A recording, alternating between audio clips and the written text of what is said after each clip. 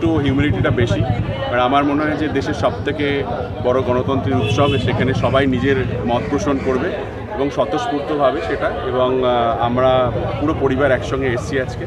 আমাদের এই আনন্দপুর স্কুলেই হয় ভোটটা আর কি, এবং ভীষণ ভালো হচ্ছে ভোট। আমি চাইবো যে সবাই যারা এখনও ভাবছে যে গরমে বেরোবো কিনা, ভোট দিতে যাবো কিনা, তাদের প্রত্যেককে একটা কথাই বলবো যে আজকের দিন আপনার জন্য খুব ইম্পর্টেন্ট, আপনার দেশ গড়ার ক্ষেত্রে আপনার জন্য খুব ইম্পর্টেন্ট। অবশ্যই আপনার গণতান্ত্রিক অধিকার, আপনি গণতন্ত্র, আপনার ভোট আপনার দেশ গড়বে, আপনার ভোট আপনার দেশকে রক্ষা। আমাদেরকে জোর করে আনতে হয়নি, মানে সবসময় মা জিজ্ঞেস করছিলেন যে আমাদের এখানকার ভোটটা কবে আসছে, এবং তিনি অলওয়েজ ভোট দিতে আসার জন্য কখনোই নারাজ থাকেন না, কারণ যেটা রাজ বললো এটা আমাদের গণতান্ত্রিক অধিকার।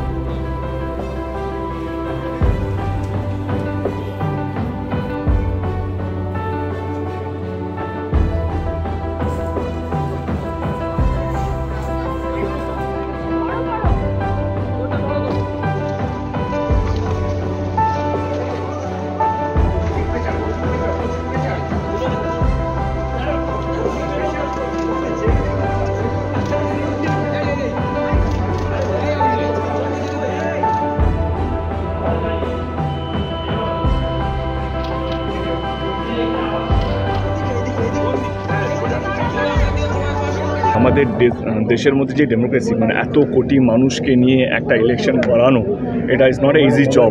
সেখানে ইলেকশন কমিশনারকে সাধুবাদ জানাই, কারণ ঠিক আছে একটা লম্বা ফেজ দিয়ে 7টা ফেজ এবং এই গরমের মধ্যে ইলেকশনটা একটা দিক, কিন্তু এত বড় ইলেকশন করানোটা মানে আমাদের মতন দেশে যেখানে এত মানে 100 কোটির মতন ভোটার্স আছে, অলমোস্ট 80 to 100 crores মতো একটা ভোটার্স আছে, তাদেরকে ভোট কেন্দ্রে নিয়ে এসে এবং এই অর্গানাইজ করাটা, মানে লাইক এজেন্ট থেকে আরম্ভ করে মিলিটারি মুভমেন্ট, সিআরপিএফ মুভমেন্ট থেকে আরম্ভ করে প্রিসাইডিং অফিসার থেকে আরম্ভ করে যে কত তামঝাম, এইটা যে এক্সিকিউট করাটা এটা সহজ নয়।